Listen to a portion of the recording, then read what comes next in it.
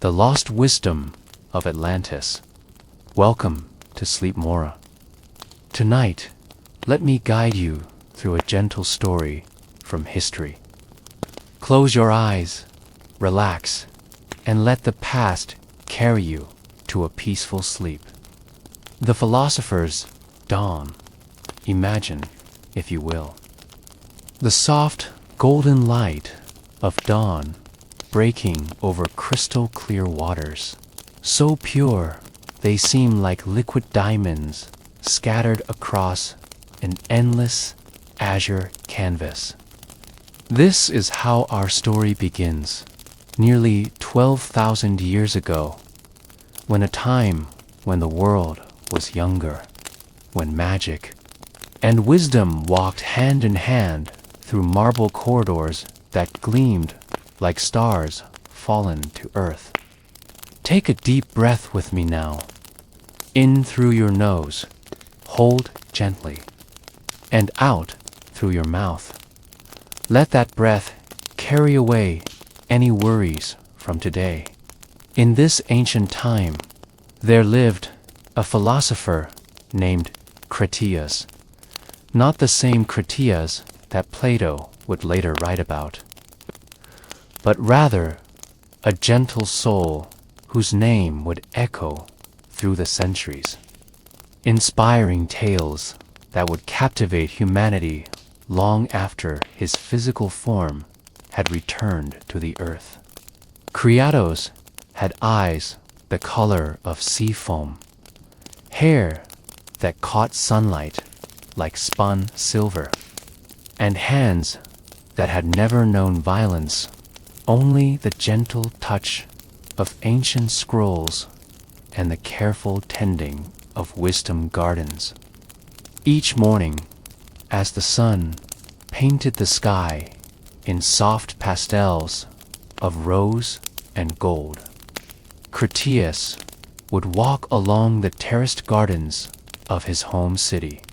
The air was always perfumed with night-blooming jasmine and the yew, subtle fragrance of crystal flowers, flowers that existed only in that magical time, whose petals chimed softly in the morning breeze, like distant temple bells. Can you hear those gentle chimes? Let them wash over you, soothing and peaceful.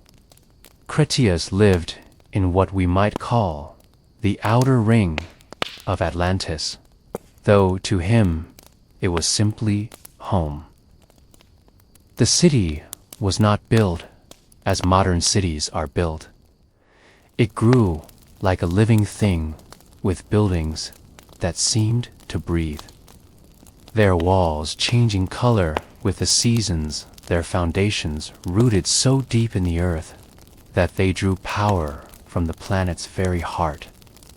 The streets were not of stone or concrete, but of a substance that felt warm under bare feet, that glowed softly in the darkness, guiding travelers safely home. Along these luminous pathways, fountains sang, yes, truly sang, their water dancing in patterns that told stories, each droplet catching and reflecting not just light, but memory itself. Before we continue deeper into Krisos' world, I'm curious about something. Have you ever had a dream about a place that felt more real than reality itself? Share with us in the comments below. I love reading about your experiences with vivid dreams and ancient memories. On this particular morning, the morning our story truly begins, Critias felt a stirring in his soul, a gentle calling that seemed to come from the very stones beneath his feet. As a keeper of the ancient traditions, he had learned to listen to such callings.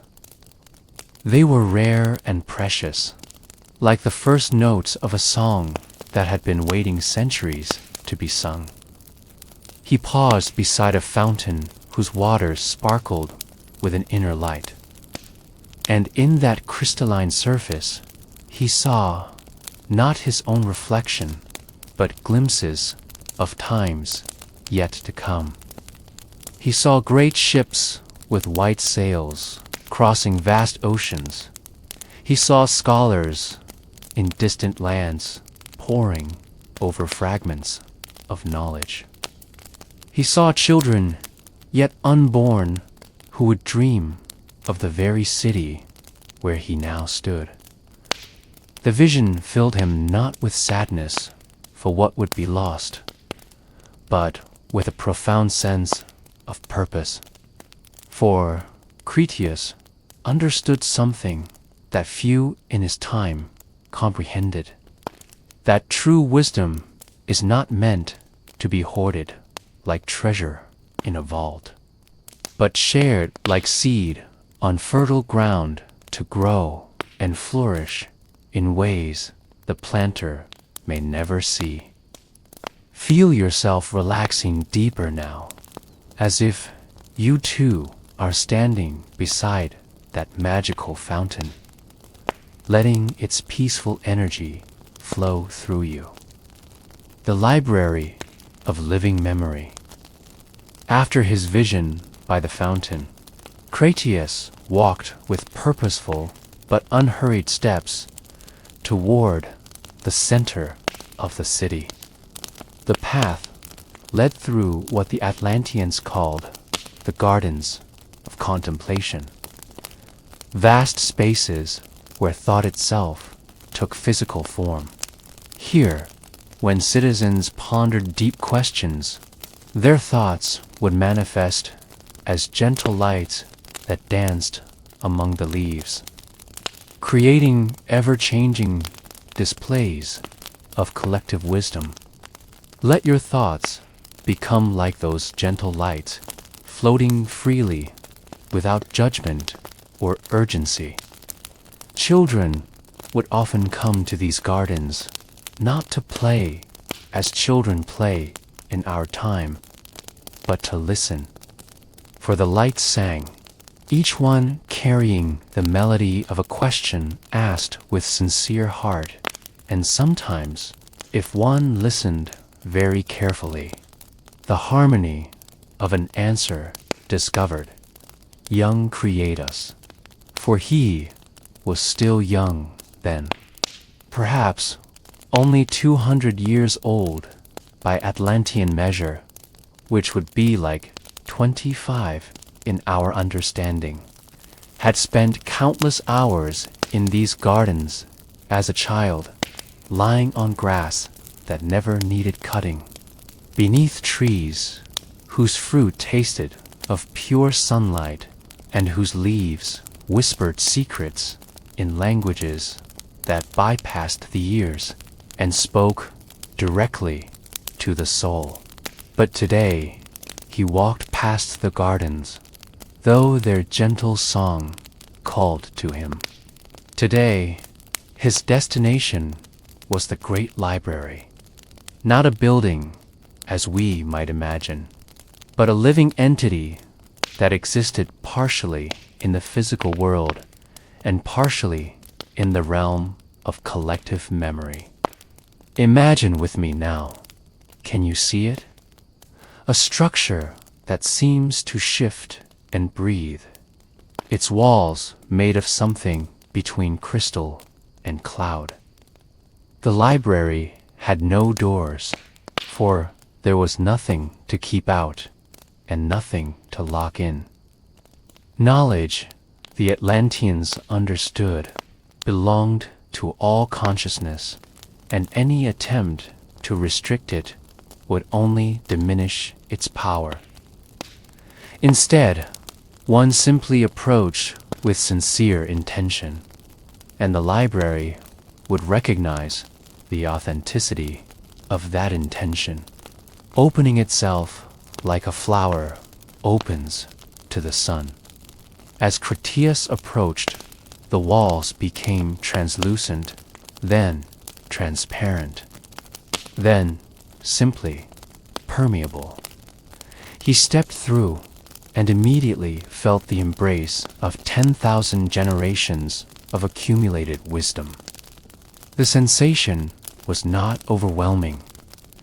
The library was too wise to burden a single mind with more than it could hold, but rather like sinking into warm water that held and supported without constraining. Inside, though inside and outside were concepts that held little meaning here, Critias found himself in the presence of the keepers. These were not librarians as we might know them, but rather consciousness that had chosen to become one with knowledge itself. They appeared sometimes as figures of light, sometimes as geometric patterns that conveyed meaning through their very structure, and sometimes simply as a presence felt rather than seen. Allow yourself to sink deeper into comfort, feeling supported and held by ancient wisdom. Young Keeper spoke one of them. Though speech was perhaps not the right word, it was more like the transfer of understanding from one mind to another, gentle as dew, forming on morning grass. You have seen the shifting times. It was not a question. The keepers knew, as they always knew, what brought seekers to the library. I have, Critias replied, his own thoughts taking shape as gentle pulses of acknowledgement, and I have felt the calling to preserve what must not be lost. The keeper who had addressed him, if such individual distinctions even applied to beings who were more collective consciousness than separate entities, shifted into a form that Critias could better understand. An ancient woman with eyes like starlight and hands that had tended the growth of civilizations. Come then, she said, and let us show you the deep records. What do you think the deep records might contain? I'd love to hear your thoughts in the comments. Sometimes your insights surprise and delight me. The deep records and the first understanding. The deep records existed in a space within the library that could only be accessed by those ready to comprehend the true nature of cyclical time. As Critias followed the keeper deeper into the luminous depths, the air itself seemed to thicken with the weight of ages, yet remained easy to breathe, perfumed with the essence of eternity. Breathe deeply with me now, feeling that ancient air fill your lungs with peace and wisdom. They descended through levels that existed more in consciousness than in physical space, each deeper layer representing not distance but depth of understanding. The first level contained the recent memories, the great works of engineering that had shaped their current civilization, the discoveries in harmony between crystal technology and natural forces, the poems and songs that captured the joy of their daily lives. The second level held the memories of the rebuilding, the time 3,000 years earlier, when their ancestors had risen from a great catastrophe that had befallen an even earlier civilization. Here, Critias saw records of immense determination of people who had looked upon ruins and said, "From this, we will create beauty." The third level contained the memories of the great teachers, beings of such elevated consciousness that they seemed to exist partially in their physical world and partially in realms of pure spirit. These teachers had come not to rule, but to guide, showing the early Atlanteans how to live in harmony with forces that other civilizations had tried to dominate or control. Let yourself sink deeper into relaxation, as if you too are descending through these layers of peace and understanding. But it was the fourth level that took Critias's breath away, for here lay the records of the eternal recurrence, the understanding that consciousness itself moved in great cycles, and that civilizations rose and fell like waves upon an infinite shore, each one carrying forward the essential wisdom, even as the forms changed. The keeper gestured toward crystalline formations that looked almost like frozen music, their surfaces shifting with patterns of light that spoke directly to the observer's deepest understanding. "Behold," she said, her voice now carrying harmonics that seemed to come from the crystal structures themselves, "the true history of consciousness upon this sphere." Krios gazed into the crystals and saw everything. He saw the rise and fall of 7 great civilizations before Atlantis, each one reaching heights of development that would seem miraculous to any one age, yet each one also carrying within itself the seeds of its own transformation. Not destruction, transformation. For consciousness, he now understood, was far too precious to ever truly die. It only changed form, like water becoming vapor, then rain, then rivers, then ocean, in an endless cycle of renewal. Can you feel that sense of eternal continuity? Let it wash away any fears about endings, replacing them with understanding of endless becoming. He saw civilizations that had mastered the art of growing buildings like living things, cities that existed in harmony with vast forests that sang. He saw peoples who had learned to travel not through space, but through the layers of reality itself, stepping from one dimension to another as easily as walking from one room to the next.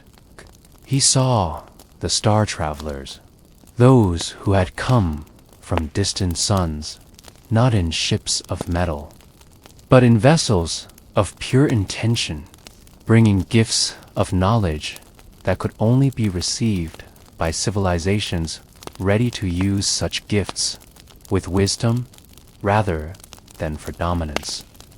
And he saw the pattern that connected them all, the inevitable cycle where material achievement began to overshadow spiritual understanding, where the tools of power became more important than the wisdom to use them properly, not from evil intention.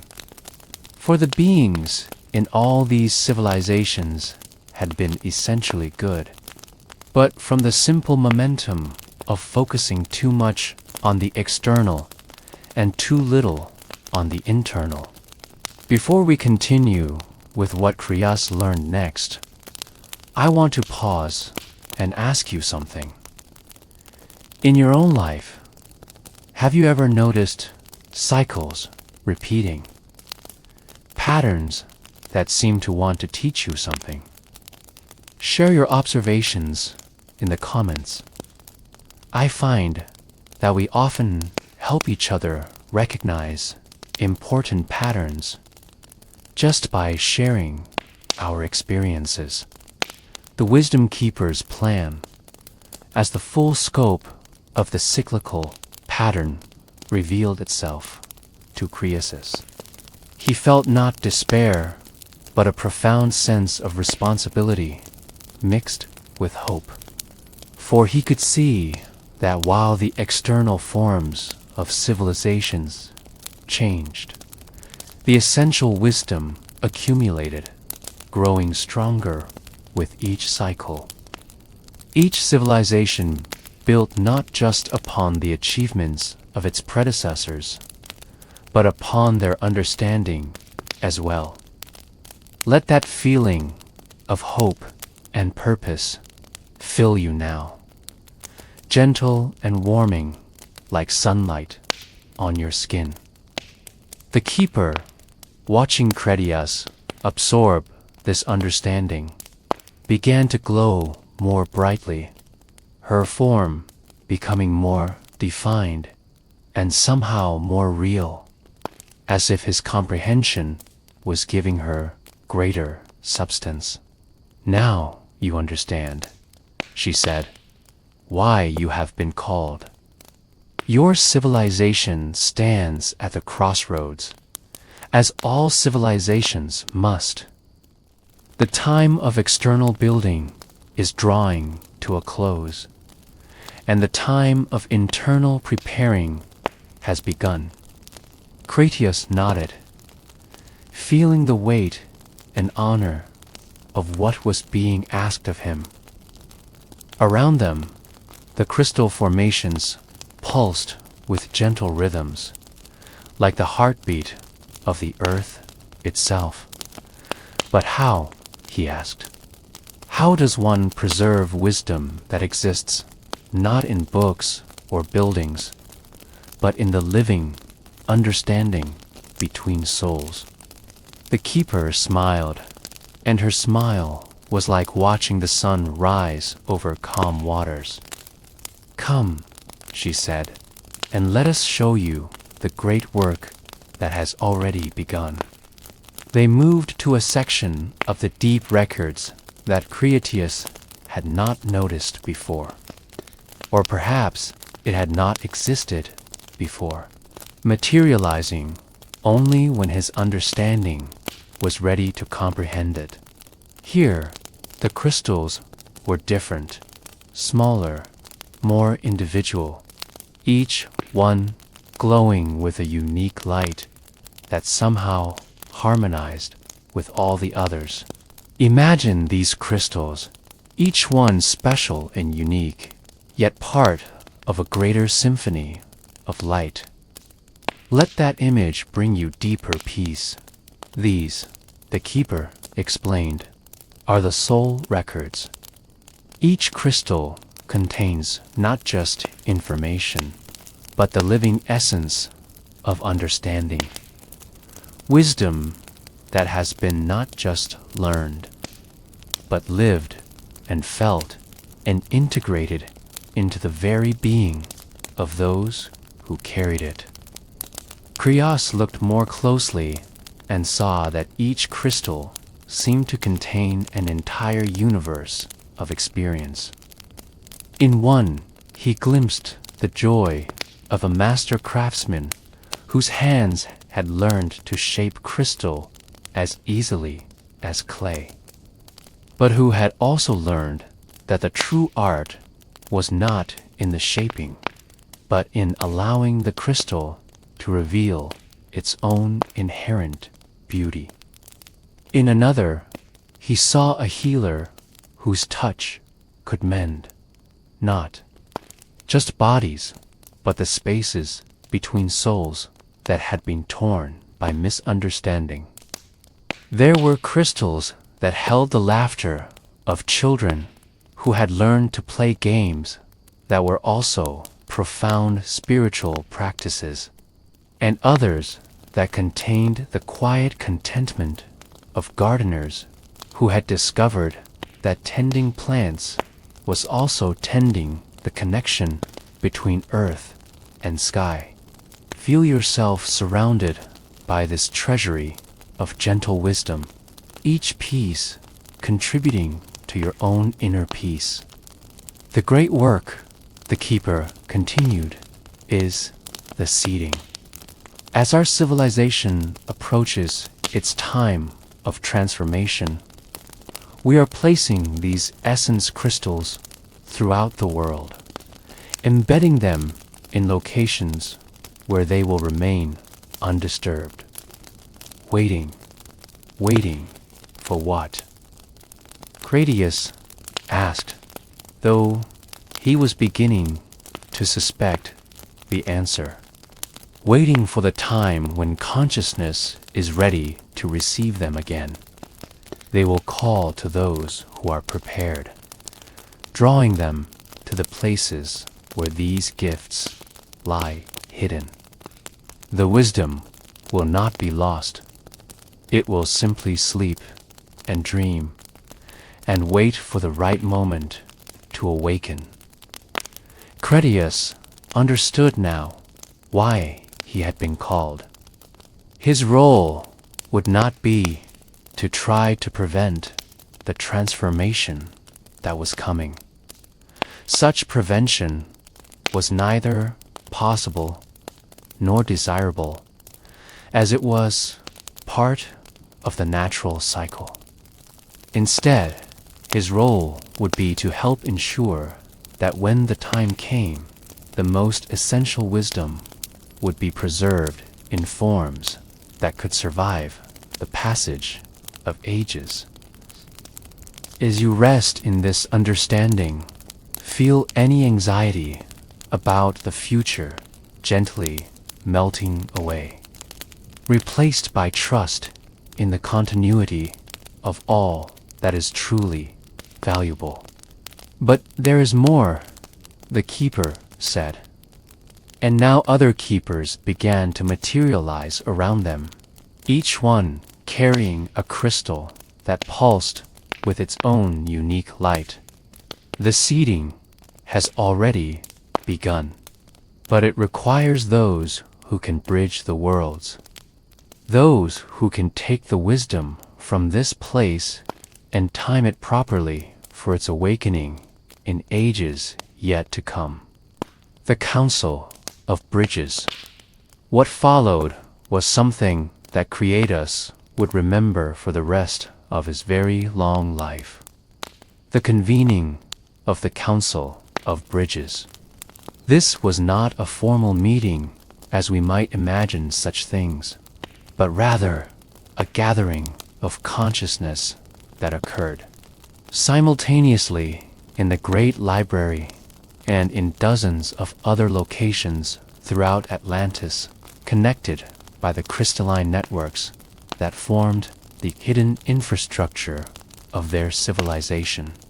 Allow yourself to feel part of this gentle gathering, your own consciousness welcomed and valued. As Critias watched, figures began to appear, some physically present in the library, others manifesting as translucent forms projected from distant locations. There were the keepers of the various temples, the master builders, who understood the harmony between crystal and stone, the singers whose voices could resonate with the frequencies that held their society together, and the dreamers whose sleep was not rest, but rather active exploration of possible futures. Among them, he recognized Solon the Wise, whose name would echo through later centuries. though the full scope of his wisdom would be remembered only in fragments. Solon appeared as a figure of gentle authority, his presence somehow making everyone else feel more calm and centered. His hair held the silver of accumulated wisdom, but his eyes were young with a curiosity that never ages. Breathe in that sense of timeless curiosity, letting it refresh your spirit. There was also Thalia, the dreamwalker, whose specialty was navigating the layers of reality that existed between waking and sleeping. She could enter the dreams of those yet to be born, planting seeds of memory that would bloom into inspiration centuries later. Her form seemed to shift and dance like moonlight on water, never quite solid, always beautiful. And there was Marcus, the stone singer, whose voice could cause crystals to grow in specific patterns that would hold and preserve not just information, but the emotional resonance of experiences. When he sang, even the walls of the library seemed to lean in to listen, as if the building itself was being nourished by the sound. Can you hear that nourishing sound in your imagination? Let it fill you with comfort and peace. Friends, Solon spoke, and his voice carried easily to all present, both physical and projected. We gather at the turning of the wheel. The signs are clear to all who have learned to read them. Our beautiful civilization moves toward its time of transformation, and we must ensure that its essence survives to bloom again in ages yet to be born. A murmur of acknowledgement rippled through the gathering. Not a sound exactly, but more like a harmonic resonance between minds that understood the gravity and the honor of what they were being called to do. Thalia spoke next, her voice carrying the quality of wind through crystal chimes. I have walked in the dreams of the far future and seen the seeds of our wisdom taking root. There will be those who will find the hidden crystals, who will feel the pull of ancient knowledge without understanding why. They will be drawn to certain places, certain ideas, certain ways of seeing the world. Marcus added his deep, resonant voice. The crystals I have been growing will serve as both repository and beacon. But they must be placed not randomly, but with great precision, in locations where the Earth's own energy will keep them stable across the millennia. Feel yourself held by that same stable energy, supported by the Earth itself as you rest. One by one, each member of the council shared their part of the great plan. The pattern weavers would embed wisdom in the very geometry of certain locations, creating stone circles and temple complexes whose proportions would subtly influence those who encountered them toward elevated states of consciousness. The Star Watchers would encode knowledge in astronomical alignments, ensuring that future civilizations with sufficient understanding could decode the messages written in the movements of celestial bodies. The chroniclers would craft stories, not just histories, but tales that carried wisdom wrapped in narrative.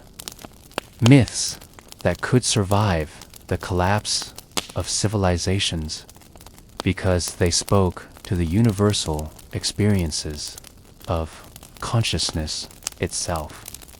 These stories would be told and retold, changed and adapted, but their essential wisdom would remain intact, like a river that changes its course but never loses its essential nature.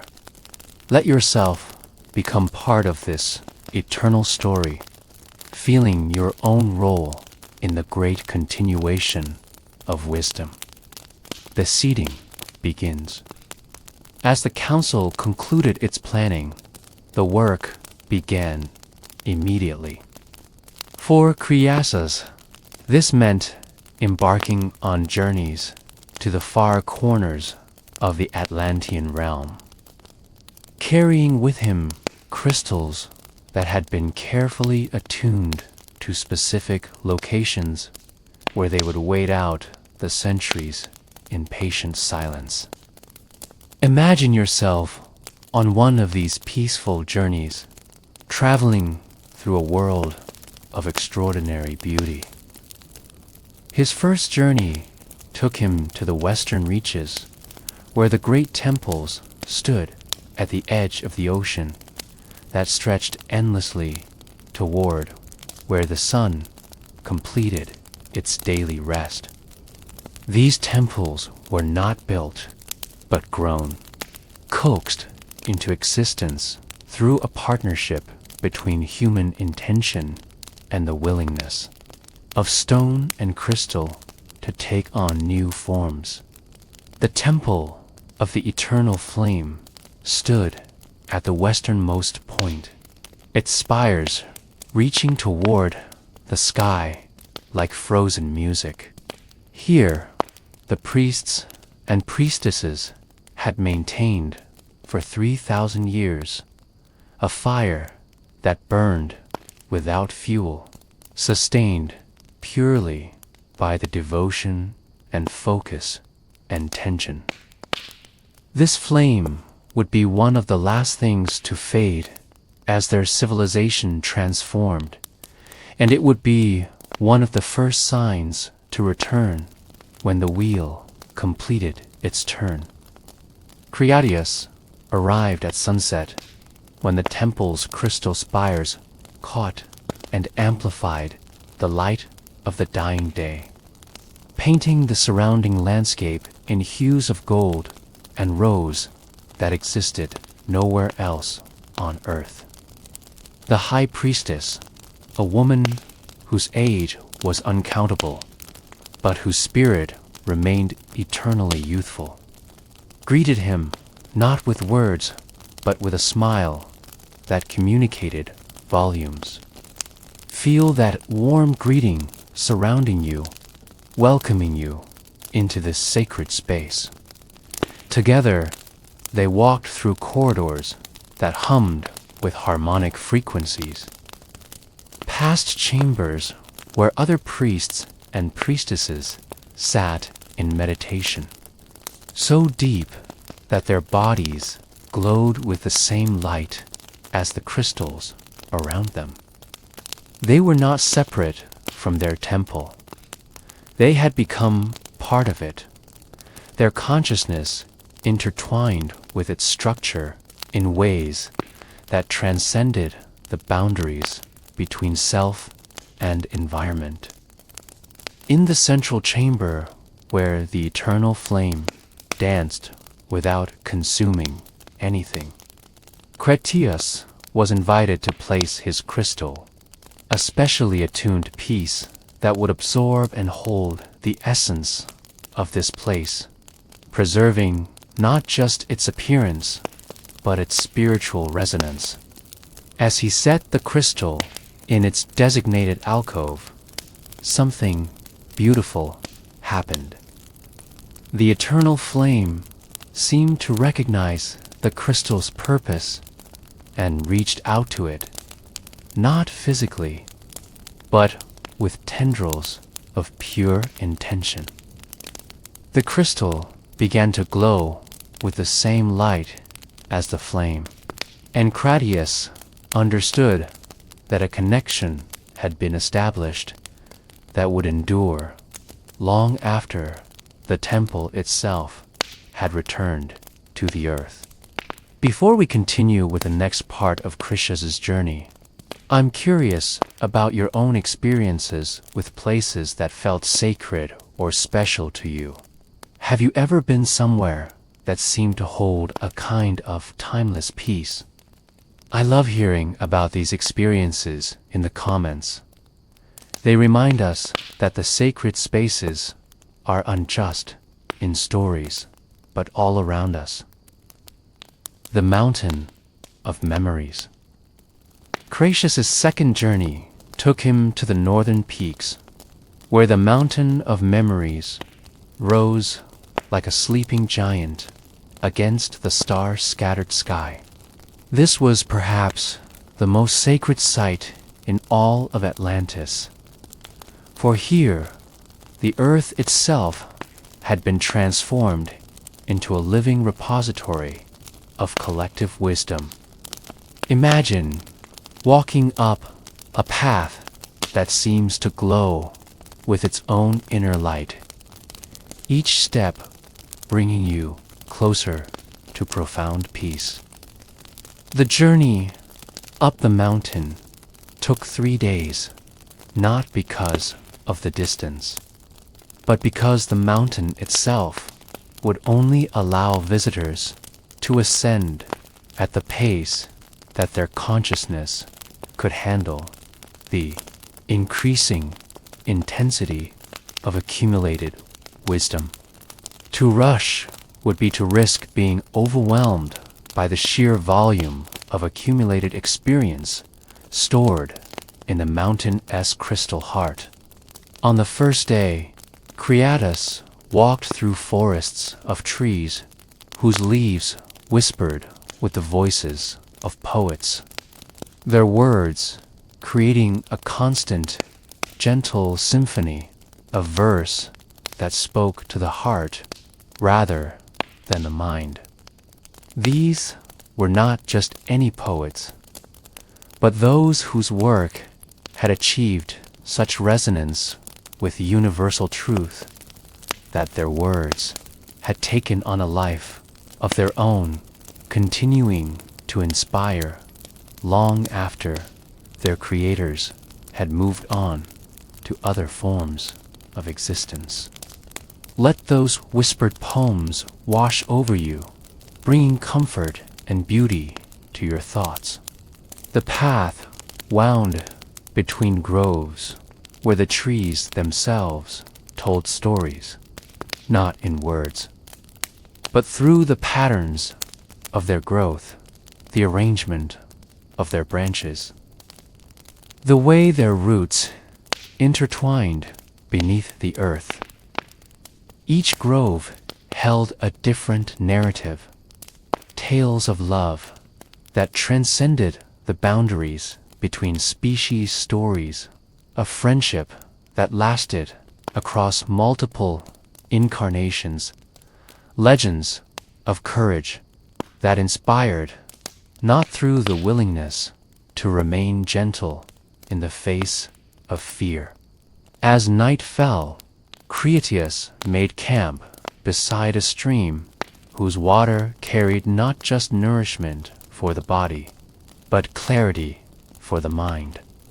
When he drank from it, he could feel his thoughts becoming more focused, his perception more acute.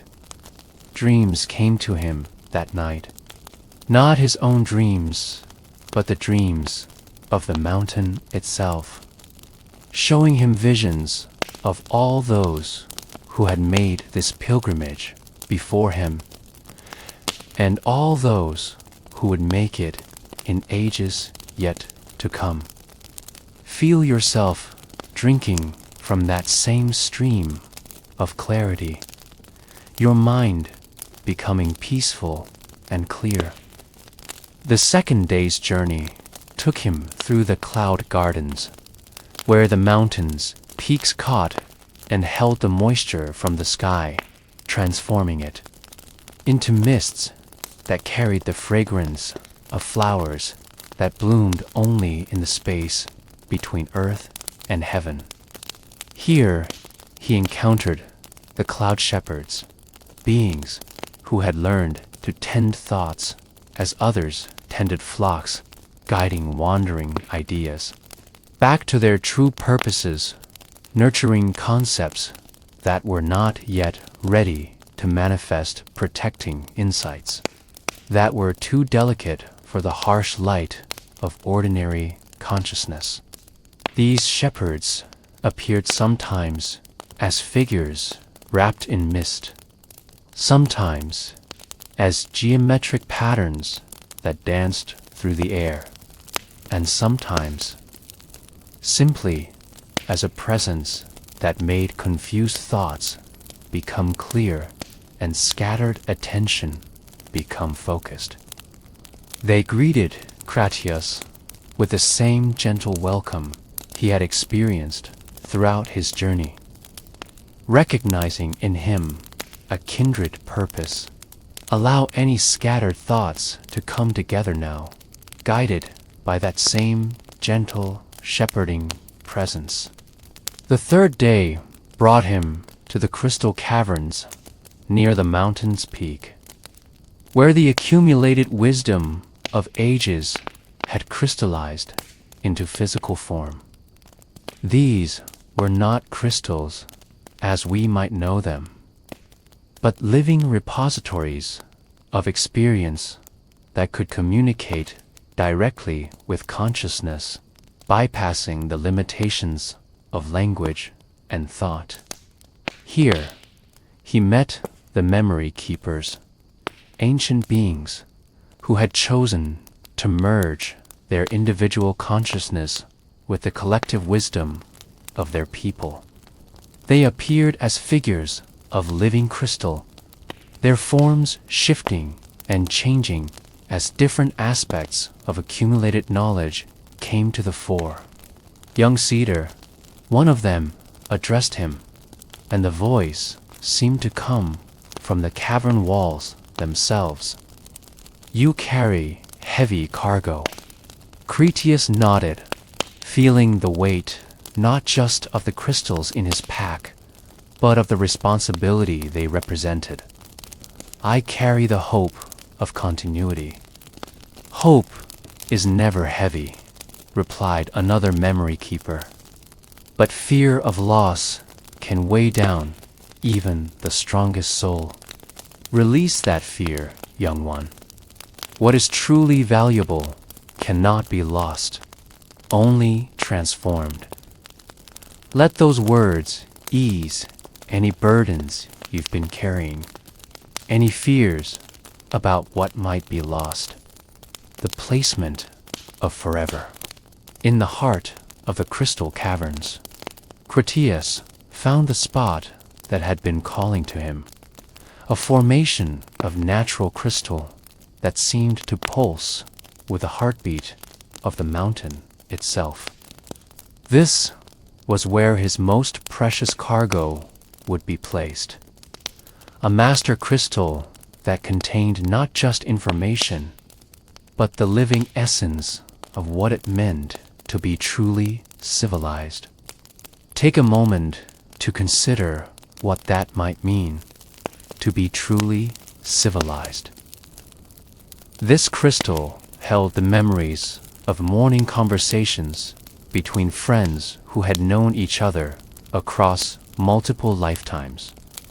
It contained the laughter of children who had learned that play and learning were the same thing. It held the satisfaction of craftspeople who had discovered that their work was a form of meditation, and the joy of teachers who had realized that true teaching was simply creating space for wisdom to unfold naturally. Most importantly, it held the understanding that had taken their civilization centuries to develop. That true power was not the ability to control, but the capacity to serve. That real wealth was not accumulation, but the ability to give generously. And that genuine security came not from building walls, but from building bridges between hearts.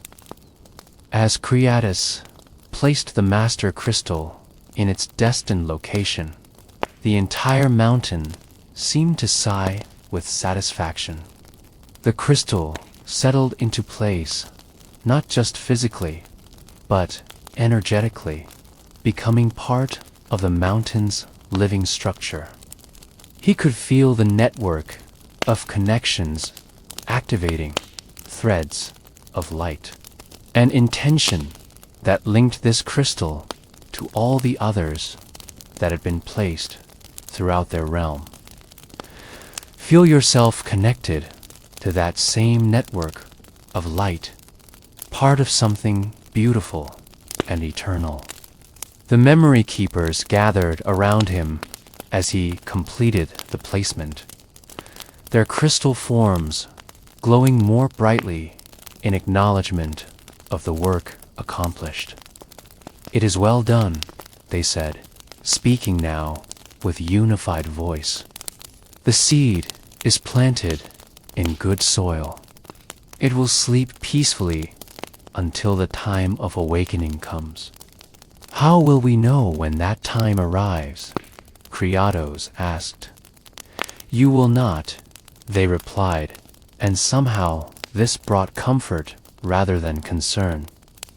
"But others will. Those who come after will feel the calling, though they may not understand what calls them. They will be drawn to these places of power.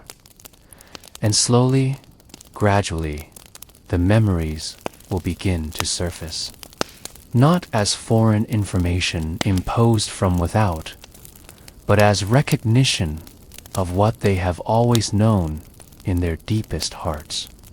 Allow that recognition to stir in your own heart. The feeling that you have always known something precious and true.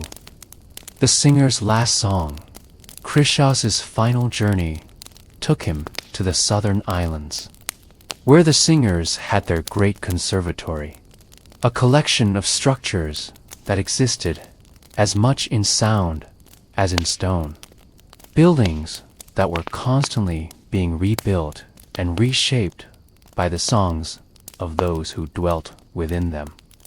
Imagine structures that dance and change with music, walls that breathe with melody. The singers were the keepers of the most ephemeral and most enduring aspects of their civilization.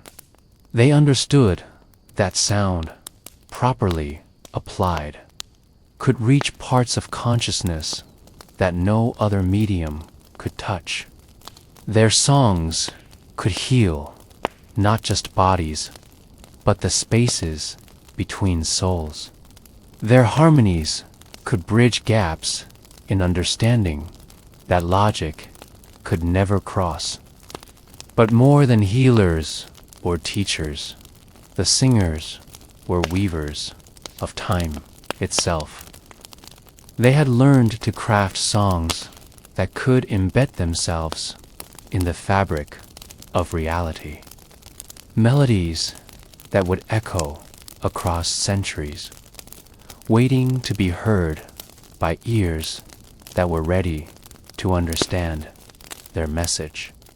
When Krios arrived at the conservatory, he found the singers gathered in their great amphitheater, a natural formation that had been gently modified to create acoustics, so perfect that a whisper at the center could be heard clearly at the furthest edges, while still maintaining an intimacy that made each listener feel as though the song was being sung directly to their heart. Feel yourself in that perfect acoustic space, every sound reaching you with crystal clarity. The songkeeper, an ancient woman whose voice had been perfected over centuries of practice, greeted Cratius with a melody that somehow conveyed welcome, recognition, and blessing all at once.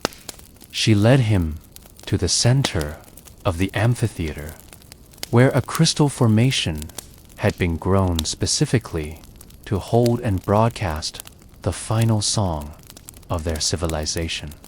"We have been preparing this song for generations," she explained, her speaking voice carrying the same perfect pitch as her singing. "It is not a song of ending, but of continuity. It will embed itself in the memory of water, in the resonance of stone, in a frequency that connects all living things. Long after our voices have fallen silent, this song will continue, calling to those who are ready to remember." The singers began to gather around the central crystal, each taking their position with the practiced ease of those who had performed this same arrangement countless times in preparation for this moment. But this was not merely a performance. It was a transmission, a way of encoding the essence of their civilization into pure sound that could survive the collapse of cities, the shifting of continents, the rise and fall of new cultures. Let yourself be surrounded by the preparation for this eternal song, feeling its importance and beauty. As the song began, Critias understood that he was witnessing something that had never happened before and would never happen again.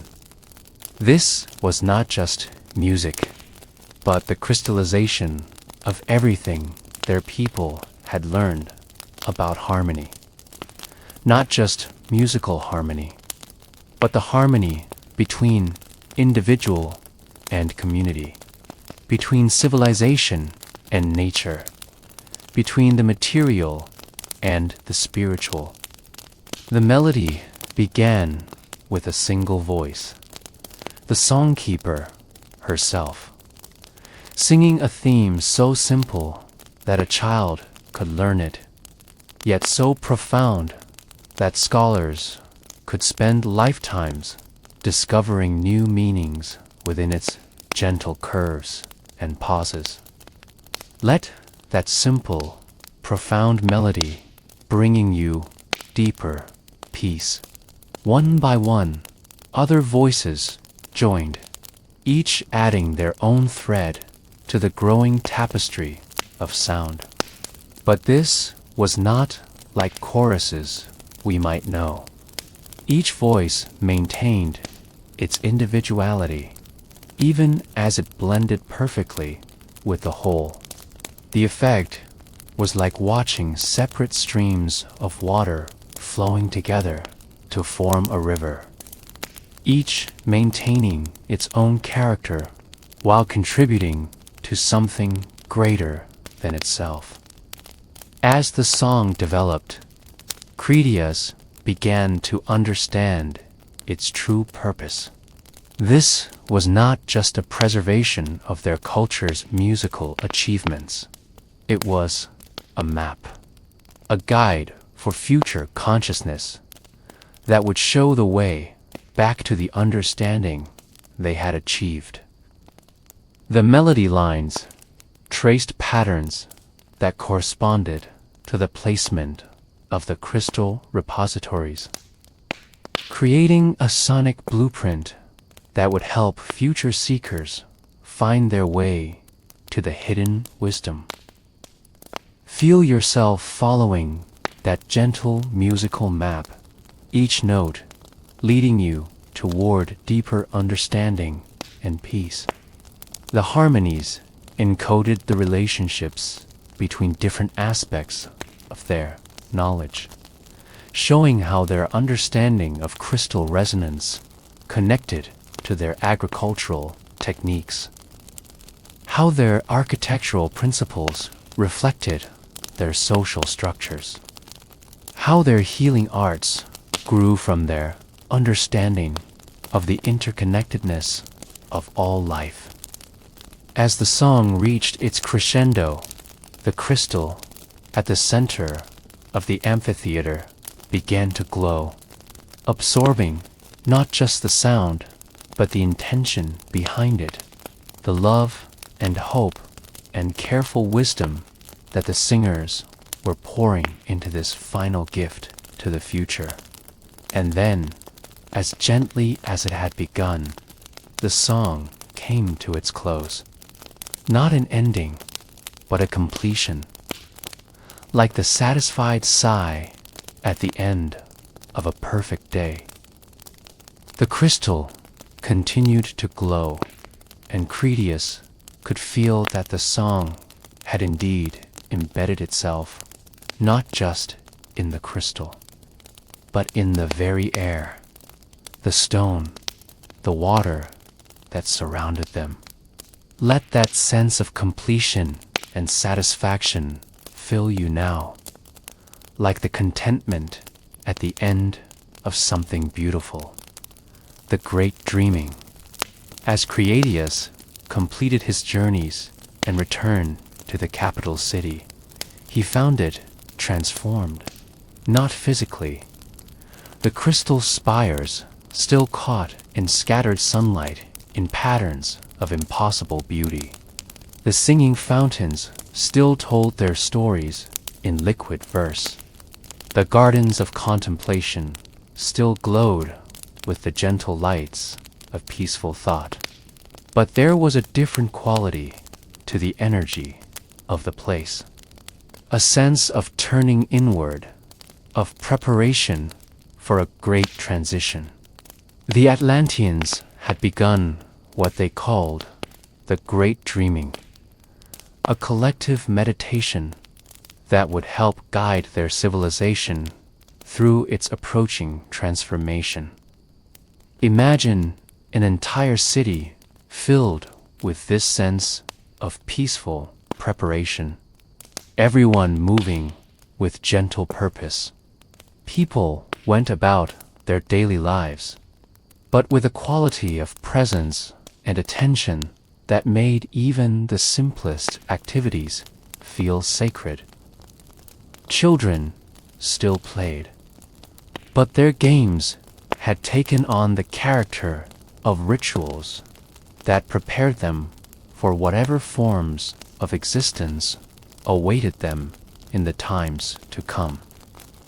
Artists still created, but their works had become vessels for the preservation of understanding, rather mere beauty.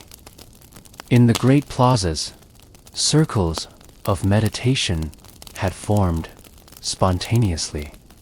These were not organized events, but organic gatherings where people came to share in the collective dreaming.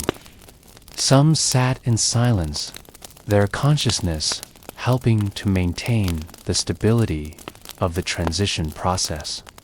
Others sang softly, their voices adding harmonic support to the great work of transformation. Cretius found himself drawn to one of these circles, where his old teacher, the philosopher Timaeus, sat surrounded by students who had now become teachers themselves. Timaeus had always been a figure of gentle authority, his presence somehow making complex ideas seem simple and profound truths feel accessible to all. Feel yourself welcomed into this circle of peaceful learning, where wisdom flows naturally between hearts.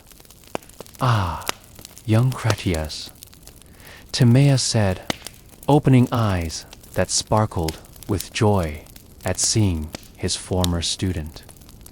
You return to us, changed by your journeys. The work is complete. The seating is done. Critias replied, taking his place in the circle. The repositories are placed. The crystals are connected. The songs are embedded. The wisdom will survive. A murmur of satisfaction rippled through the circle. Not pride in accomplishment, but the deep contentment that comes from knowing one has served a purpose greater than oneself. And now, asked one of the younger philosophers, a woman whose eyes held a curiosity of eternal youth despite her many centuries of life. Now, said Timaeus, we dream the future into being. We use our remaining time not to cling to what has been, but to envision what might be. We plant seeds not just of knowledge, but of possibility. Let yourself join in this gentle dreaming, imagining better futures taking root in the present moment. And so began the most beautiful phase of Atlantis' existence, not its golden age of external achievement, but its silver age of internal preparation. The Atlanteans spent their days in meditation and gentle work, their nights in shared dreaming that wove together visions of possible futures for consciousness on their planet.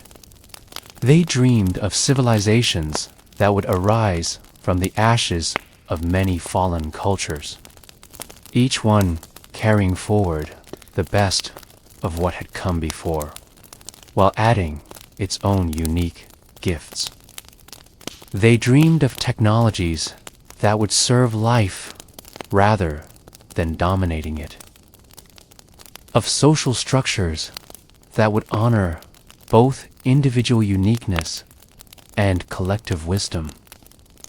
They dreamed of times when the barriers between different forms of consciousness would dissolve, when humans would communicate as easily with animals and plants as they did with each other, when the artificial separation between matter and spirit would be recognized as merely a temporary illusion useful for certain kinds of learning.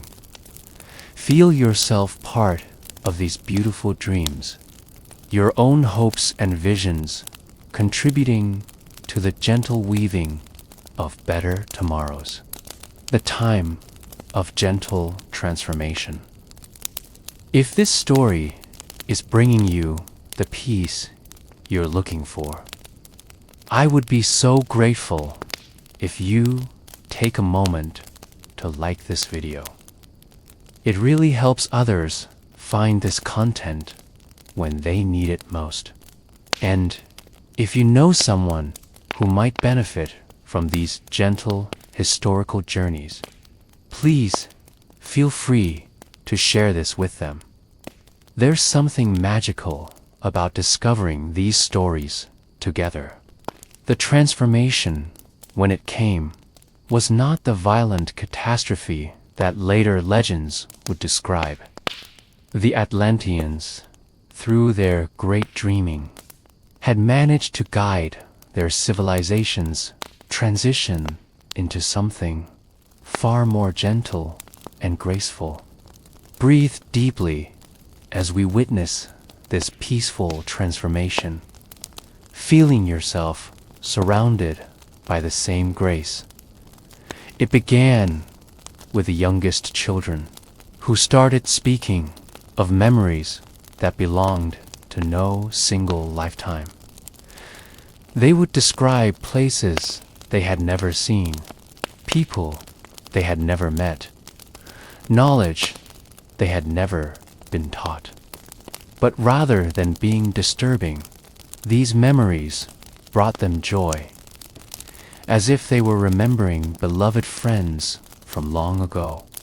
The children began to change physically as well, becoming more luminous, more translucent, as if their bodies were gradually becoming vessels of pure light.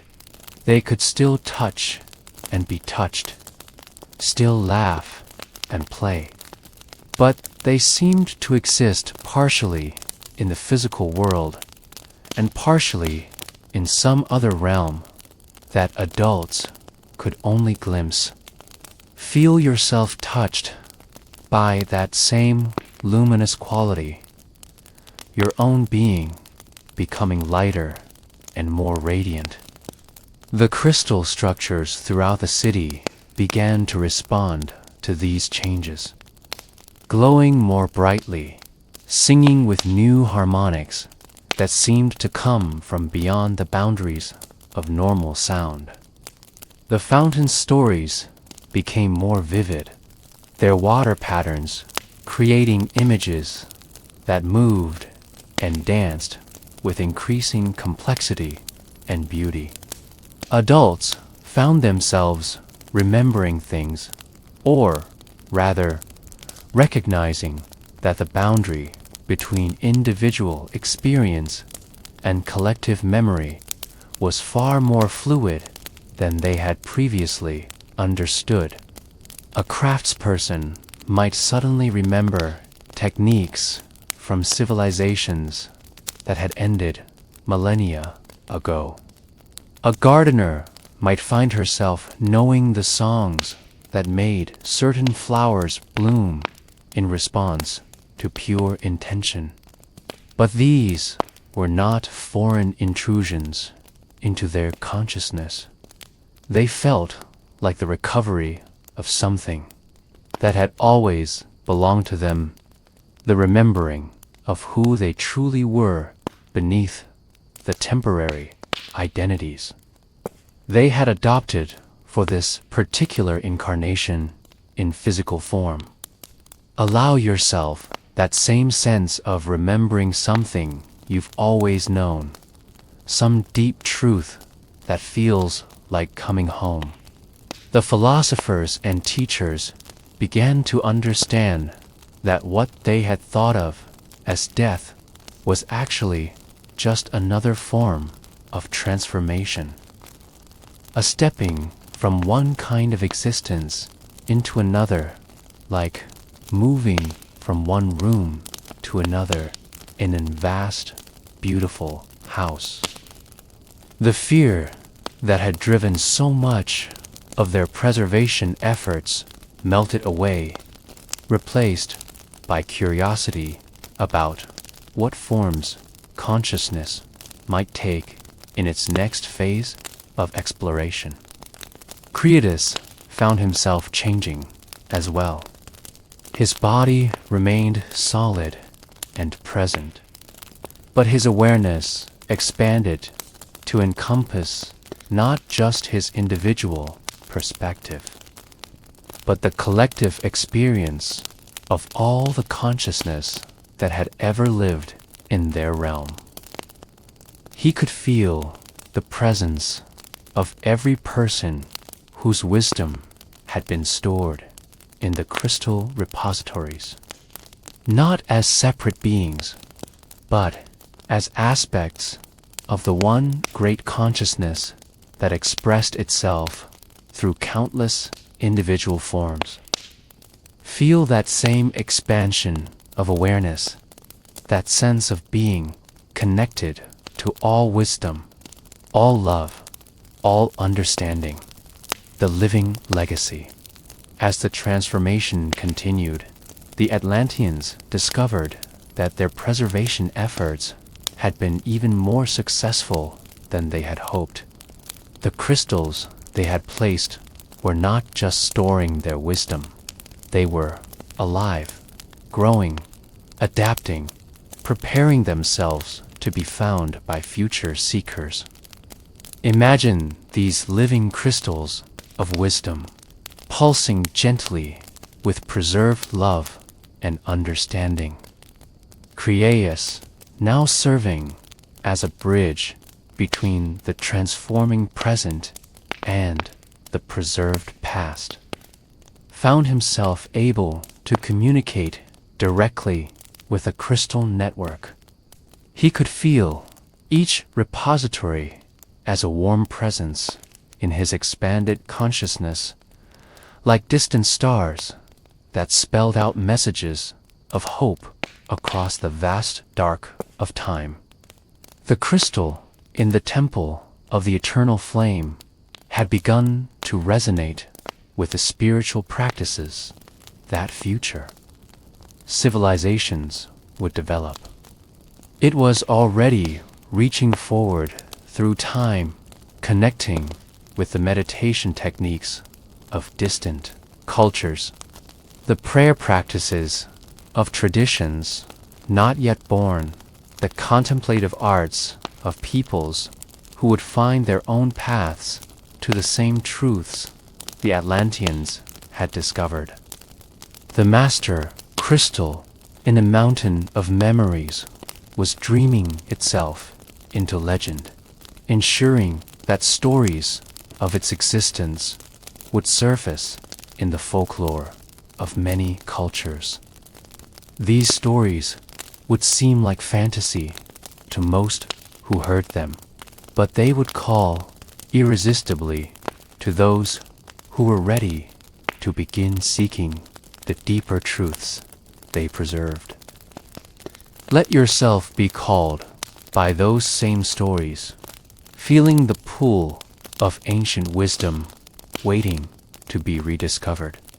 The song crystal in the southern islands had begun broadcasting its melody through the water itself, embedding its patterns in the ocean currents, the rain cycles, the flowing of rivers.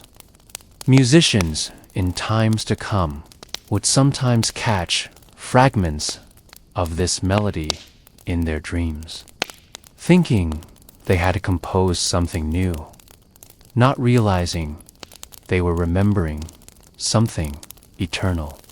But perhaps, most remarkably, the Atlanteans discovered that they themselves had become part of the preservation network.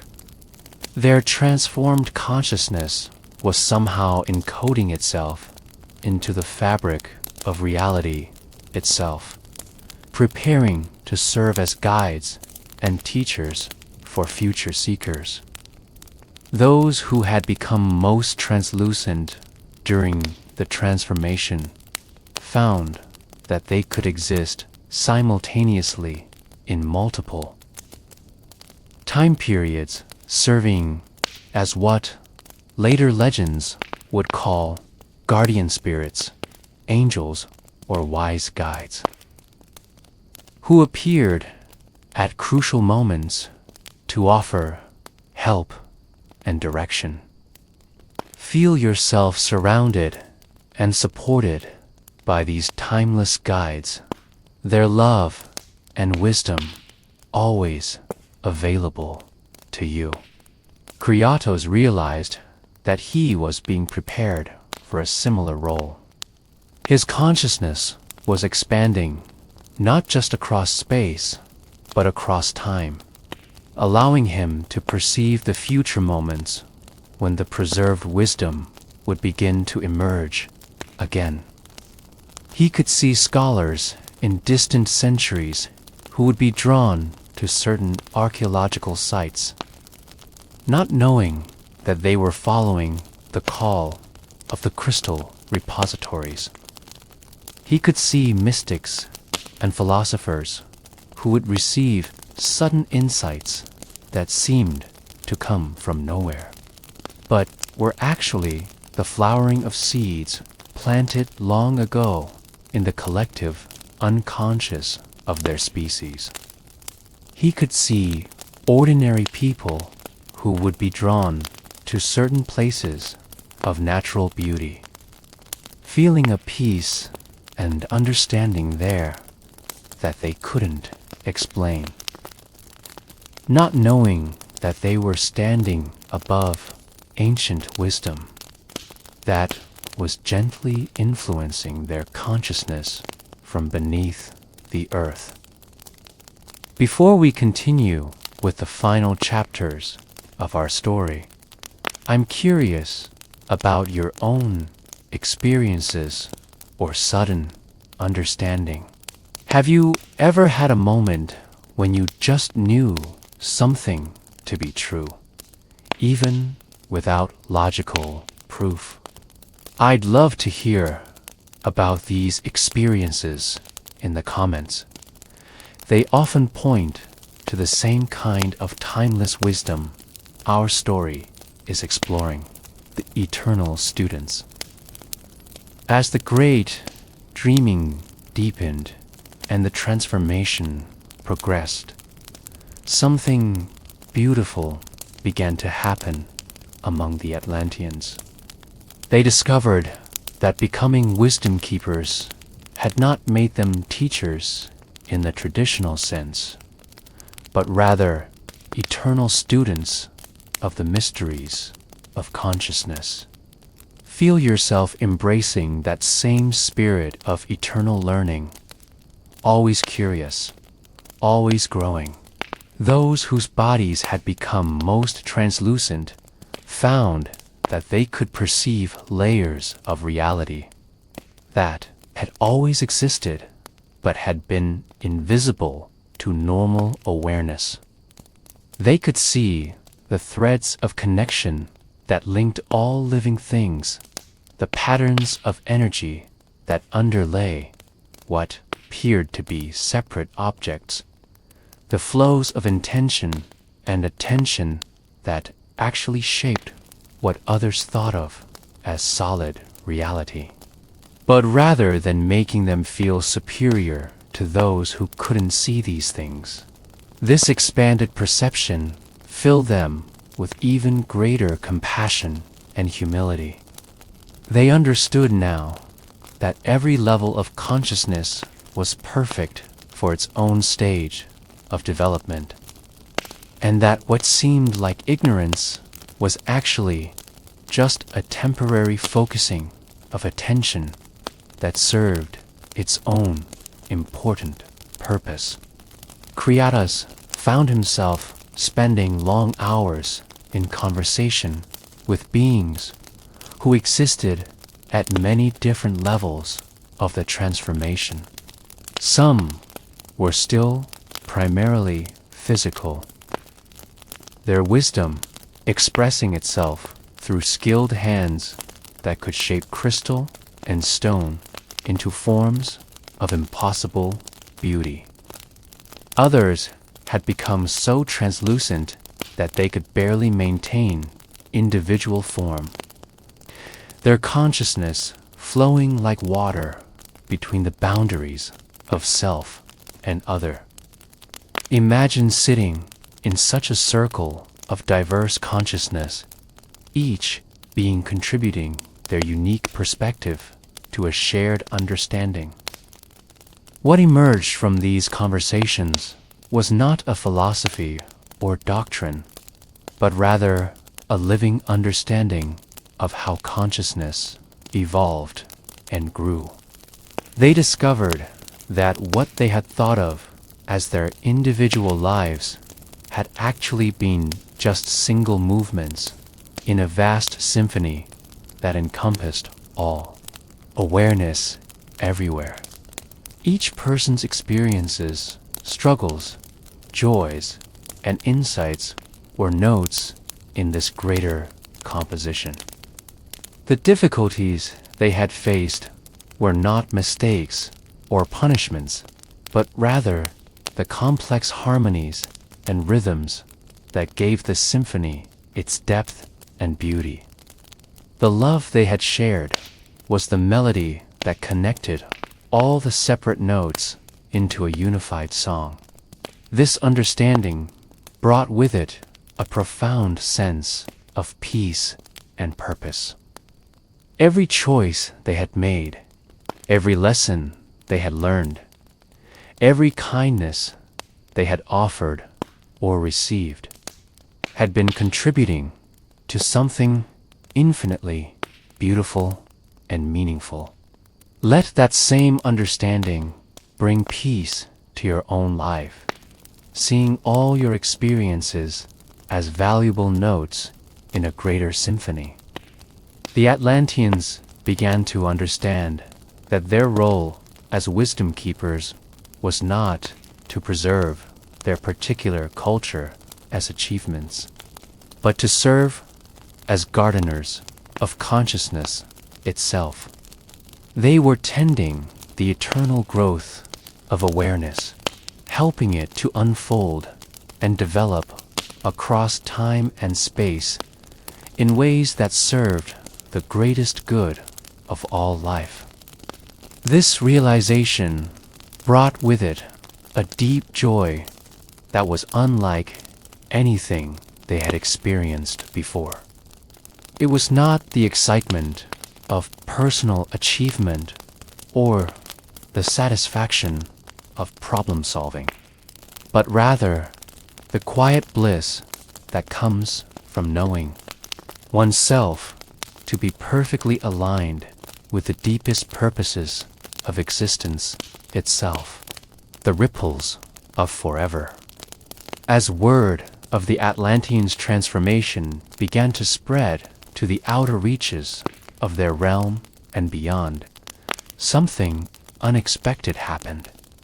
Other civilizations, some on their same continent and others across the vast oceans, began to experience their own forms of awakening.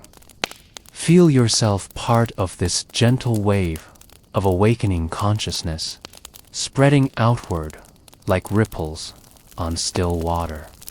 The transformation was not copying the Atlantean model, but rather each culture was finding its own unique way of growing beyond its previous limitations. In the northern kingdoms, where people had developed their civilization in harmony with ice and snow, the awakening took the form of an even deeper partnership with the elements. To see with the clarity of Arctic air, to love with the endurance of the aurora that danced across their winter skies. In the forest nations to the east, consciousness began to merge more fully with the plant and animal kingdoms. These people had always been close to nature, but now they discovered that the boundaries between human awareness and the awareness of trees, rivers, and wild creatures were far more permeable than anyone had suspected. They became, quite literally, voices of the forest, speaking for the wisdom of the wild places. The island peoples of the southern seas found their own transformation in an ever deeper relationship with the ocean itself. They learned to navigate not just by the stars, but by the dreams of whales, to read weather patterns in the songs of dolphins, to find fresh water by following the ancient memories held in ocean currents. Imagine these different forms of awakening, each beautiful and unique, each contributing its own gifts to the growing consciousness of the world. Cretias, in his expanded awareness, could perceive all of these transformations simultaneously. He could feel how each culture's unique gifts were strengthening the overall network of consciousness, like different instruments joining an orchestra to create harmonies more beautiful than anyone could produce alone. The crystal repositories that had been placed throughout Atlantis began to resonate with similar networks that these other cultures were establishing in their own lands. Wisdom was flowing not just forward through time, but across space, creating a web of understanding that connected all conscious beings in a partnership of mutual support and growth. But perhaps most remarkably, Cretius began to perceive that the transformation was not limited to their own world. Through quantum threads of connection that existed beneath the apparent separations of space and time, he could sense other planets, other forms of consciousness, other civilizations that were going through their own versions of this same great awakening. Feel yourself connected to this vast network of consciousness, part of something unimaginably beautiful and vast. The universe itself, he realized, was conscious and was growing in awareness just as individual beings grew. Each civilization that learned to transcend its limitations was contributing to this cosmic evolution, helping the universe to understand itself more fully through an infinite diversity of perspectives and experiences.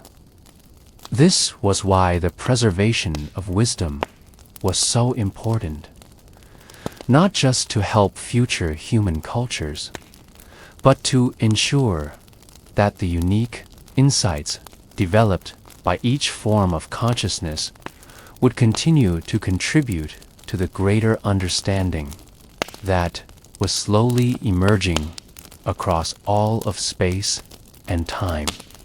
The Atlanteans were not just ending one phase of their existence and beginning another. They were graduating, becoming conscious participants in the universe's own journey toward greater understanding and love, the garden of all times. I hope this journey through gentle history is bringing you the rest and peace you're seeking tonight. If it is, I'd be so grateful if you share this video with someone else who might need this same comfort.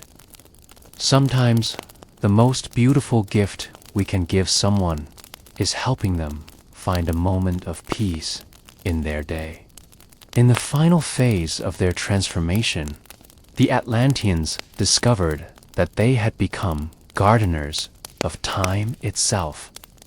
Their expanded consciousness allowed them to tend not just the present moment, but to nurture the growth of understanding across all moments, past, present, and future.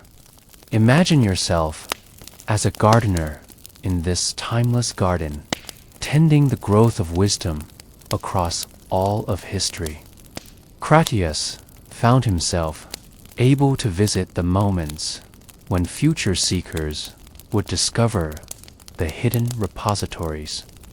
He could be present in a way that transcended normal physical presence.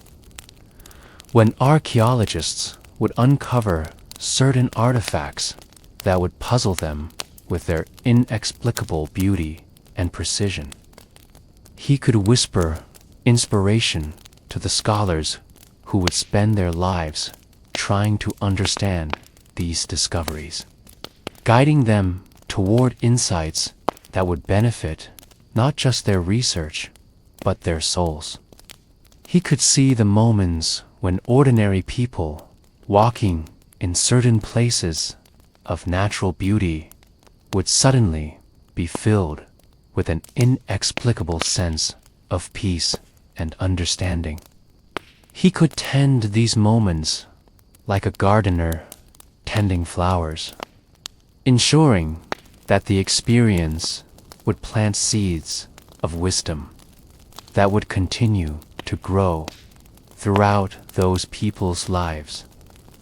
Most Remarkably, he could perceive the times when the songs embedded by the singers would surface in the consciousness of future musicians and composers.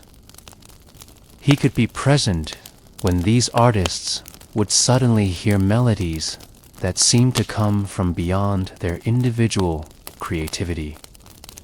And he could help ensure that these songs would carry their full load of encoded wisdom.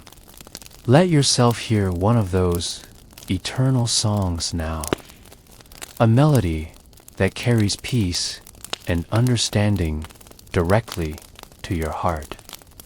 The other Atlanteans had discovered similar roles.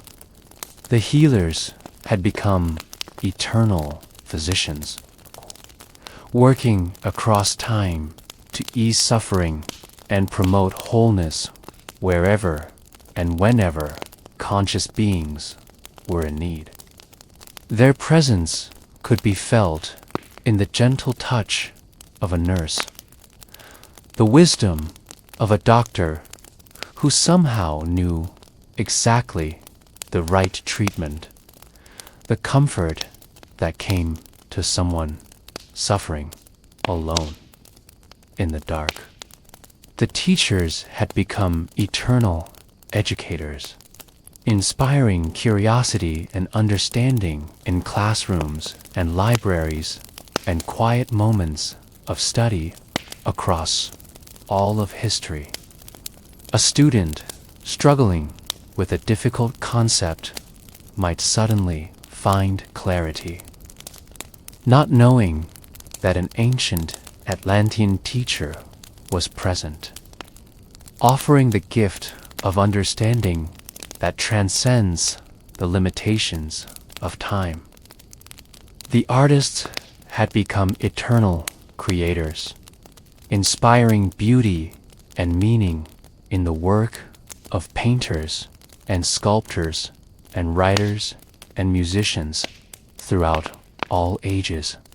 Their influence could be felt whenever someone created something that seemed to come from beyond their individual skill. When art became a window into deeper truths rather than mere decoration. Feel yourself supported by these eternal teachers, healers, and artists, their presence available to you always. The living story, as Krishna's own transformation reached completion. He understood that he was being prepared for a very specific role. He would become a teller of stories. Not just any stories, but the living story of consciousness itself. The ever-unfolding narrative of how awareness grows and develops across time and space. Feel yourself becoming part of this living story, your own experience contributing to its beauty. His consciousness had become like a vast library, but unlike the crystal repositories that preserved specific knowledge, his awareness held the patterns and connections that linked all wisdom together. He could see how the insights developed by one civilization would influence the growth of understanding in completely different cultures centuries later.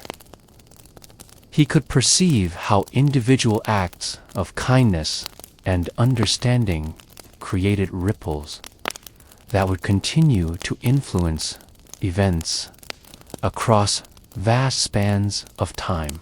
But most importantly, he could sense the presence of future seekers, people who would be born into times when the external forms of civilization had changed dramatically, but who would carry in their hearts the same longing for truth and beauty and understanding that had motivated the Atlanteans.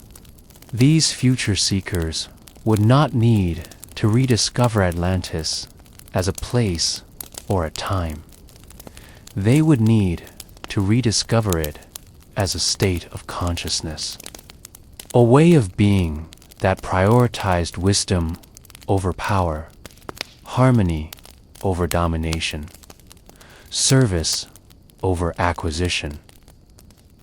Let yourself recognize that you might be one of these seekers, feeling the ancient longing for truth and beauty stirring in your own heart. Critias could see that the story of Atlantis would be told many times in many different ways. Sometimes it would be remembered as a cautionary tale about the dangers of pride and excess. And indeed, there was wisdom in that telling, for every civilization needed to remember the importance of humility and balance. Sometimes it would be told as a fantasy, a beautiful dream of what human civilization might become. And there was truth in that version too. For the Atlantean achievement was not something lost in the past, but something that remained always available to consciousness, ready to embrace it. But the deepest truth of Atlantis, Critias knew, was not in any particular telling of the story, but in the state of consciousness that the story could awaken in those who encountered it. The real Atlantis was not a place, but a possibility. The possibility of living with wisdom, of creating beauty, of serving the greater good, of seeing oneself as part of the infinite family of consciousness rather than as a separate being, struggling alone against a hostile universe. Feel that possibility awakening in yourself, that sense of connection and peaceful wisdom. The infinite present. As the transformation reached its culmination, the Atlanteans discovered that they had not lost their individuality, but had found their true identity. Each one remained uniquely themselves, but they were now themselves within the context of infinite connection and understanding.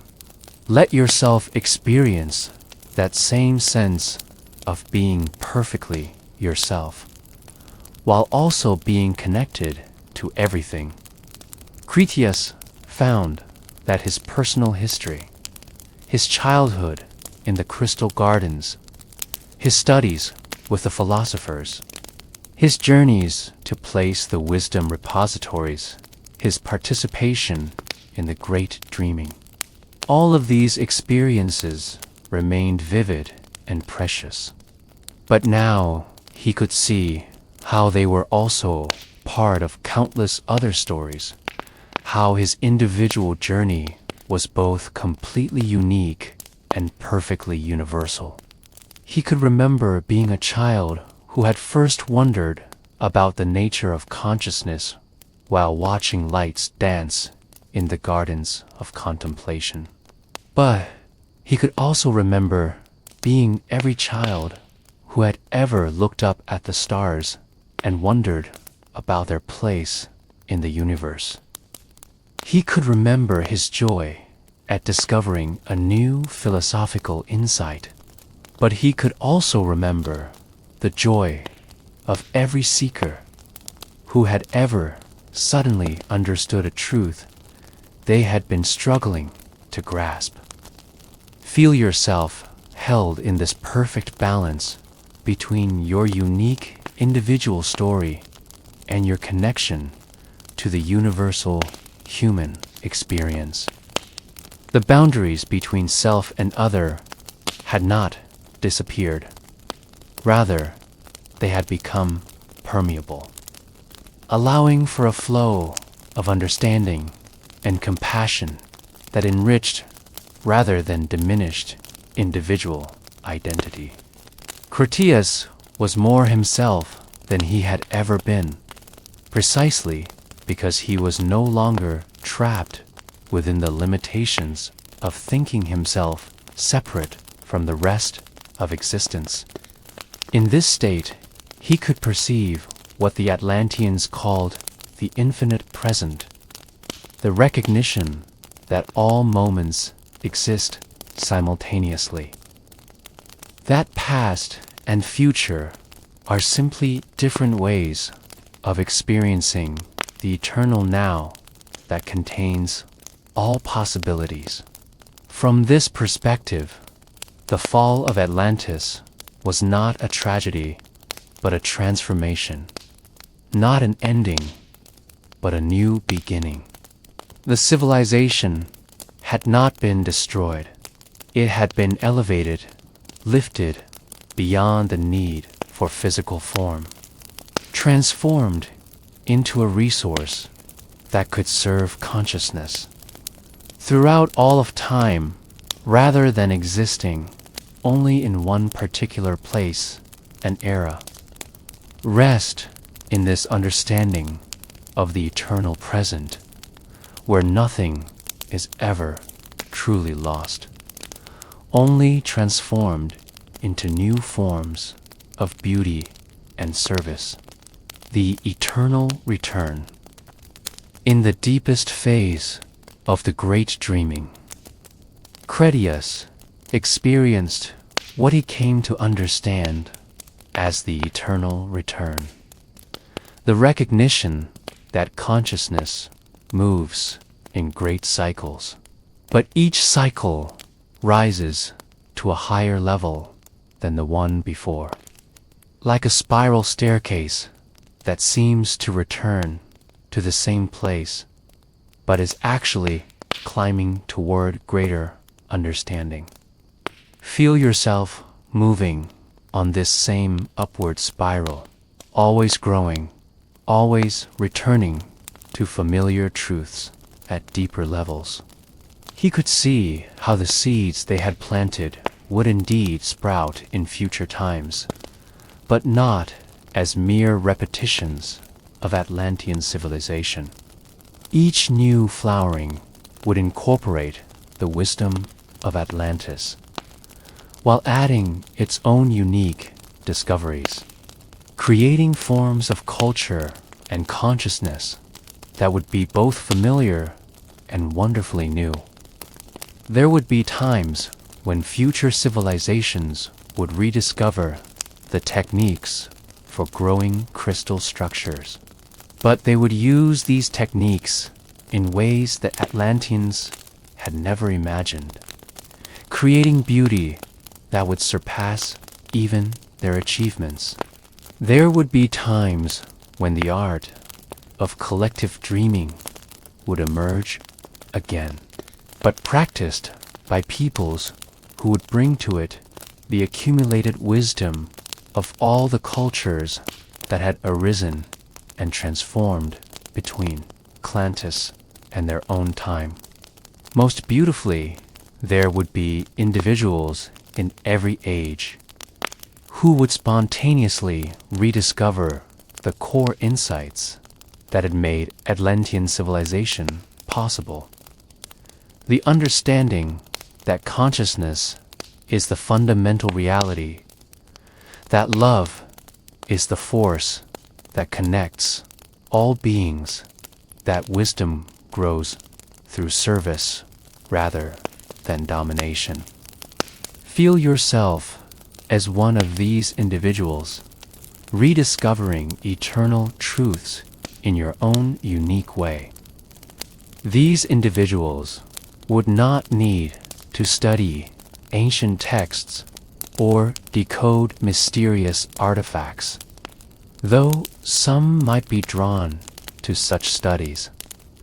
They would simply remember in the depths of their being what it meant to live with wisdom and compassion.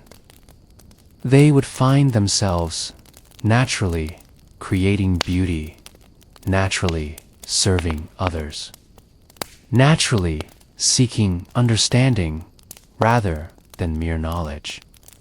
And wherever such individuals appeared, they would create around themselves the same quality of civilization that had characterized Atlantis at its best. Not the external forms, but the internal reality of harmony, wisdom, and love made manifest in daily life. Krios understood now that this was the true meaning of his role as a wisdom keeper. He was not preserving information for the future. He was preserving the capacity for wisdom itself, ensuring that consciousness would never lose its ability to remember its own highest nature. Let yourself remember your own highest nature, the wisdom and love that are your true identity. The song continues. As we near the end of our gentle journey through time, I want to ask you something. What aspects of the Atlantean wisdom do you find most appealing? Their harmony with nature, their understanding of consciousness, their commitment to preserving wisdom. Share your thoughts in the comments. I always learn so much from your perspectives, and sometimes your insights inspire future stories. In the final phase of the transformation, the Atlanteans discovered that they had become notes in an eternal song that had been playing since consciousness first emerged in the universe and would continue playing until all possibilities of awareness had been explored and expressed. Listen for that eternal song in the quiet spaces of your own awareness. The song keepers who had embedded their final composition in the crystal networks found that their music had taken on a life of its own.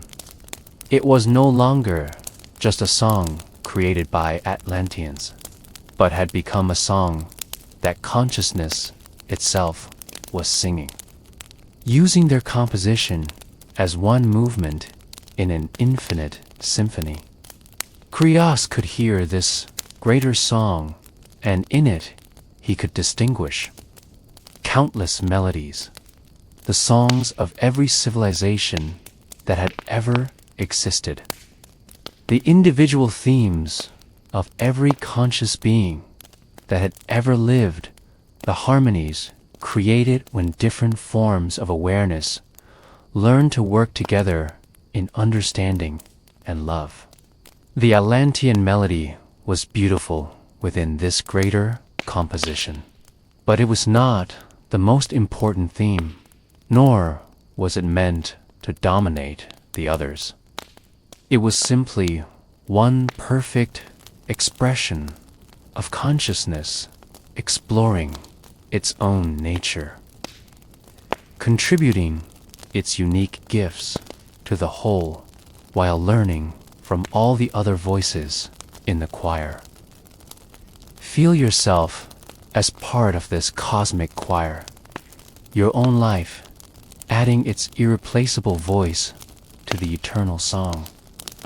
And in this great song, Krios could hear themes that reached into the future, melodies that told of civilizations yet to come that would achieve levels of wisdom and beauty that would make even Atlantis seem like a child's first attempt at art.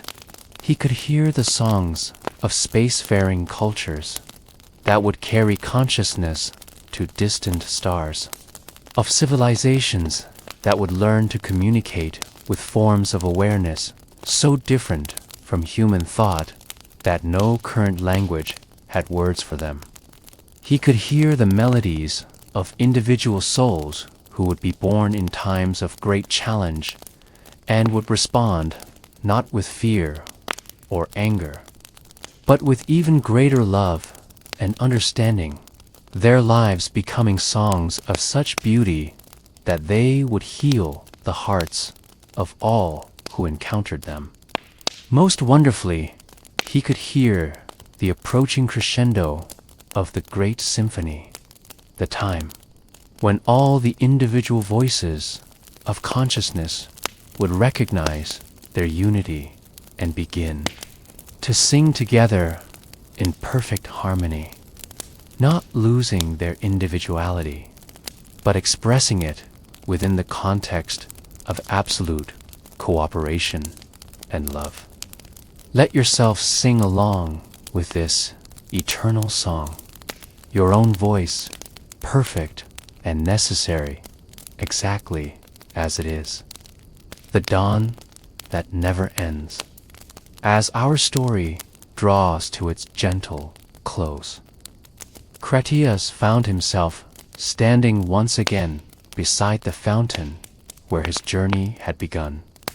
But now he understood that the fountain had always been everywhere, that every moment of seeking wisdom was a return to this eternal source. Feel yourself beside this same fountain, this source of eternal wisdom that exists within your own heart. The crystal cities of Atlantis had become translucent, existing now more as possibilities than as fixed structures. They could be seen by those with eyes to see them, could be visited by consciousness ready to receive their gifts. But they no longer needed to maintain themselves as specific places in time and space. Instead, they had become what they had always truly been: states of consciousness, ways of organizing awareness that created beauty, harmony, and wisdom wherever they manifested. The real Atlantis was not lost because it had never been a place. It was a way of being, and ways of being can never be destroyed, only forgotten and remembered again. Critias understood now that his role would be to help with the remembering. Whenever seekers in future times opened their hearts to wisdom, he would be there, not as a separate being offering teachings, but as an aspect of their own consciousness that had always known these truths. When future philosophers pondered the nature of reality, they would rediscover the understanding that consciousness is fundamental. When future scientists explored the connections, they would find again the networks of relationship that the Atlanteans had learned to perceive. When future artists sought to create beauty that touched the soul, they would reconnect with the same source of inspiration that had guided Atlantean creativity. Feel that same source of inspiration available to you right now, in this very moment. And when ordinary people in ordinary moments chose kindness over cruelty, understanding over judgment, cooperation over competition, they would be rebuilding Atlantis in their own hearts and lives, creating around themselves the same quality of civilization that had once graced an ancient continent. The transformation was complete, but it was also eternal, always completing, always beginning again. Like the sun that sets each evening only to rise again each morning. Each day, both perfectly itself and part of the endless cycle of light and renewal.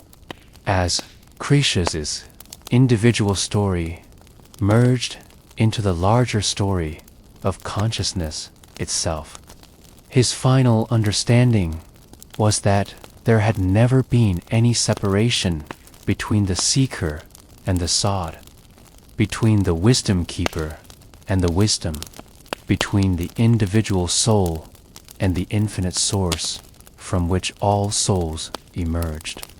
Rest in this final understanding, feeling yourself held by the same infinite love that has guided every step of this eternal journey. The fountains of Atlantis continue to sing their liquid songs, but now their melodies could be heard wherever water flowed and hearts listened with genuine attention. The crystal gardens continued to bloom with lights of contemplation, and the great library continued to offer its treasures. But now it could be accessed wherever consciousness turned inward with sincere desire for understanding. For the greatest wisdom had always been written not in books or crystals, but in the very fabric of awareness itself. Feel yourself with access to this same eternal library, all wisdom available to your sincere and open heart. The whisper that continues. As our story comes to its peaceful conclusion, I want to thank you for taking this journey with me through the gentle mists of time. If this tale has brought you comfort, if it has helped quiet the busy thoughts of the day and prepared you for restful sleep, then it has served its purpose. I'm curious about your experience with this story. Did any particular part resonate especially strongly with you? Do you feel drawn to any of the wisdom traditions we explored? Your comments and reflections help me understand what kinds of stories serve you best, and they often inspire the next journeys we'll take together. And so our gentle journey through the mists of time comes to its rest, like a boat finding its harbor after a long but peaceful voyage across calm waters. But remember, dear friends, that while this particular telling ends, the story itself is eternal, always available to consciousness, ready to receive its gifts. The wisdom of Atlantis was never truly lost, because true wisdom can never be lost. It can only be forgotten and remembered again.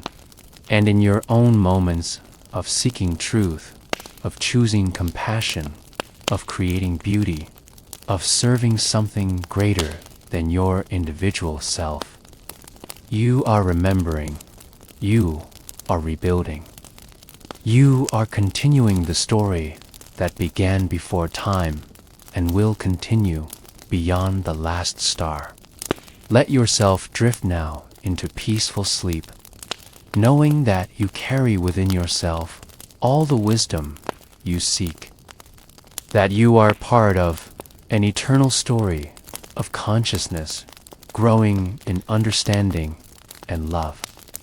The fountains sing on their melodies, echoing in every stream that flows. Every rain that falls, every tear of joy that rolls down a cheek touched by unexpected beauty. The crystal gardens bloom eternal, their lights dancing in every moment when wonder awakens in a human heart, when curiosity opens a mind to new possibilities, when love dissolves the barriers that seemed to separate one soul from from another. Feel these eternal lights dancing around you now, welcoming you into the timeless peace that is your birthright.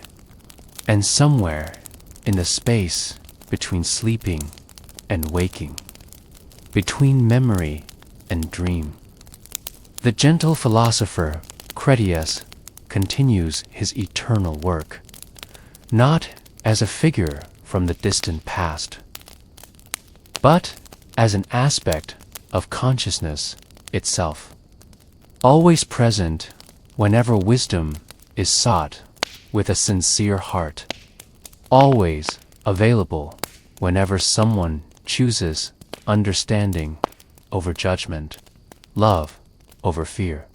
His story is your story, for there has never been any separation between the seeker and the sought, between the wisdom keeper and the wisdom itself. In your own journey toward understanding, in your own moments of compassion and insight, in your own quiet times of reflection and growth, you are continuing the work that he began. You are adding your voice to the eternal song that consciousness sings to itself across all time and space. Rest now in this understanding, feeling yourself held by the same infinite love that has guided every step of this eternal journey through time. The crystal cities fade into gentle dreams. The singing fountains become the rhythm of your own peaceful breathing. The gardens of contemplation bloom now in the quiet spaces of your resting mind. And in this peaceful fading, nothing is lost. Everything transforms into the deeper rest that restores not just the body, but the soul itself. Sleep well, dear friend. Sleep in the knowledge that you are loved, that you are part of something infinitely beautiful, that your own story is a precious thread in the great tapestry of consciousness exploring itself. Through countless forms, countless lives, countless moments of awakening and return, the wisdom is preserved. The love continues. The song plays on, and you are home. Sweet dreams, and thank you for listening. I hope this story brought you peace and relaxation. Sleep well, and remember, history will always be here for you whenever you need comfort. Until we meet again in another story, another moment of peaceful exploration. Rest well in the timeless embrace of all that is beautiful, true, and eternal. If this story brought you peace tonight, I'd be honored if you liked this video and subscribe to our channel for more gentle journeys through history's most beautiful mysteries. And please, share your thoughts in the comments below. Your insights and experiences help create the community of peaceful seekers that makes this channel what it is. Sweet dreams, dear friends.